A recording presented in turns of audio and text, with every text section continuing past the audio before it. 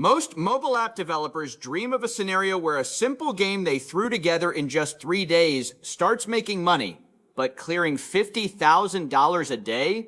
That is completely beyond anyone's wildest imagination. Yet, for an independent Vietnamese developer, that was exactly the reality. In early 2014, his tiny mobile application became a digital contagion, Flappy Bird. It became the #1 app in over 100 countries, turning into an absolute global sensation. You literally couldn't go anywhere in the mid-2010s without seeing it on a screen or hearing its distinct electronic bleep.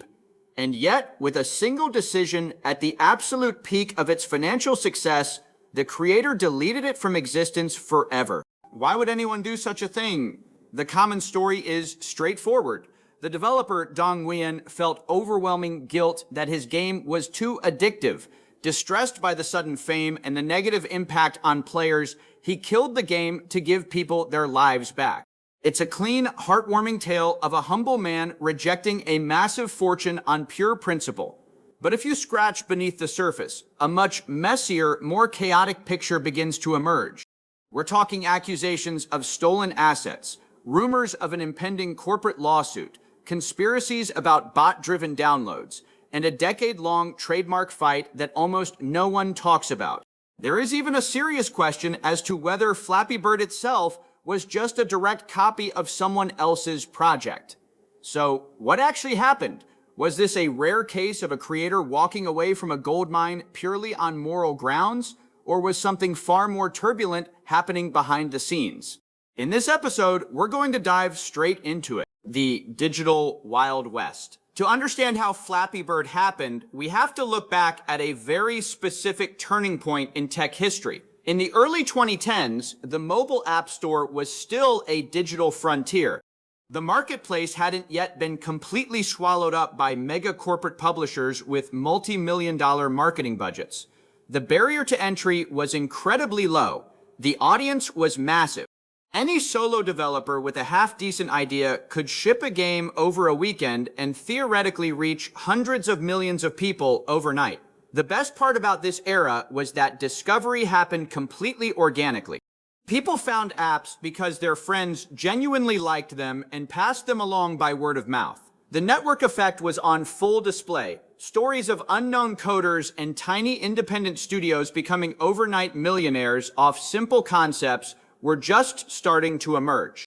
From Temple Run to Angry Birds, mobile gaming was experiencing its very first true gold rush. Enter Dong Nguyen. In 2013, Nguyen was a 28-year-old programmer living with his parents in Hanoi, Vietnam. He had founded a small independent game studio called Gears all the way back in 2005 when he was just 20. By day, he worked a standard job writing software for taxi GPS units. By night, he sat in his bedroom making games. His childhood was modest. His parents couldn't afford to buy him or his younger brother a mainstream gaming console. However, they eventually got hold of a cloned retro system, a common knockoff at the time in Vietnam. This single event altered the trajectory of his life. Dong spent hours obsessively playing classic platformers, completely captivated by the simple idea of controlling something on a screen. He taught himself to code, and by the time he was 16, he built his own chess computer game. By the early 2010s, he was making mobile games heavily inspired by the 8-bit side-scrollers of his childhood. Easy enough to learn, but punishingly brutal to master. Unfortunately for Nguyen, none of his early games really took off, but Dong had a specific philosophy. He felt that mobile games at the time had become far too cluttered and complicated. He wanted something minimalist, something you could play with just one thumb while holding onto a train strap with your other hand. The inexplicable explosion. Flappy Bird launched on the App Store in May 2013. It was completely free, monetized entirely through a tiny, unobtrusive banner ad at the top of the screen, and then pretty much nothing happened for months. Downloads were essentially zero. By all accounts, it looked to be yet another failed project. Some speculate that it was the new wave of smartphones gifted over Christmas combined with App Store ranking algorithms building momentum. Whatever the cause, the game went from number 80 to number 1 in just a few weeks. By mid-January, it was topping the charts in over 100 countries. By February, it had been downloaded more than 50 million times and was generating a reported $50,000 a day in advertising revenue. Major gaming sites ran articles whose original headlines directly accused him of making a fortune off ripped art.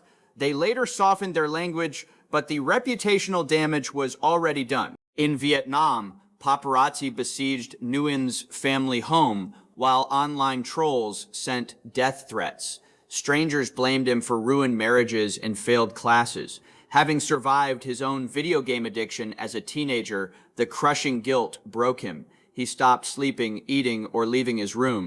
On February 8, 2014, Nguyen posted a shocking tweet apologizing to his players and announcing he would delete the game in 22 hours. The internet went into a frenzy, millions rushed to download it, and exactly as promised, Flappy Bird vanished from app stores. Phones with the game pre-installed instantly listed on eBay for thousands of dollars. Rumors exploded, splitting the internet into 5 theories. Nintendo filed a massive lawsuit. The initial viral download spike was faked with bots. He plagiarized a 2011 Flash game. It was a calculated marketing stunt to drive up scarcity. The theory was that he would pull the game, generate massive global press, and watch the value soar before a triumphant re-release. But Nguyen never sold the rights, never re-released the original app, and walked away from millions in guaranteed continuing revenue. If it was a stunt, it was the worst executed stunt in history. He simply cracked under the sudden, immense pressure. Ultimately, the 5th theory proved true. Means that Nguyen was an introverted coder who valued his sanity over millions. This is the one most people accept today. Nguyen was an introverted programmer who went from total anonymity to being mobbed by reporters, drowning in hate mail, and watching his quiet life evaporate in real time. He genuinely believed the messages people sent him, and he wanted no part in being responsible for people's distress. He went on to quietly develop less addictive games like Swing Copters and Ninja Spinky Challenges, intentionally staying out of the spotlight. But the story took a final twist in September 2024. A group called the Flappy Bird Foundation announced they were reviving the game with crypto and NFT integrations. Nguyen immediately clarified he had zero involvement. On a legal technicality, he had allowed the original trademark to lapse, and a corporate entity corporate-mined the rights to push a crypto project. Even with that bizarre epilogue, Nguyen's true legacy stands out. In a tech industry driven by infinite growth, aggressive microtransactions, and psychological traps, he chose his peace of mind over a lifetime of riches. He looked at the corporate wheel and simply hit the exit button. Did he make the right call, or was he crazy to walk away from a fortune? Let me know in the comments. Thanks for watching, and I'll see you next time.